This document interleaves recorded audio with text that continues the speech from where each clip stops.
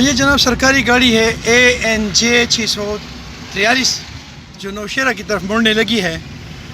और ये है जनाब कल्टस VX-R।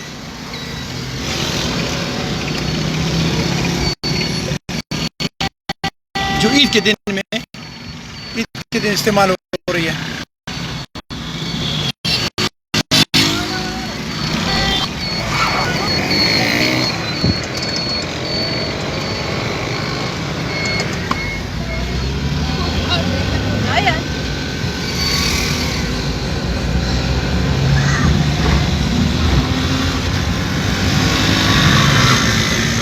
ये नया पाकिस्तान है जिसमें सरकारी गाड़ियाँ ईद के दिन भी इस्तेमाल हो रही, बल्कि ईद की रात इस्तेमाल हो रही हैं। ये छुट्टियों के दिन है आजकल। ये इस वक्त जहांगीरा चौक में गुजर रही है। ये है जनाब जहांगीरा का मेन चौक।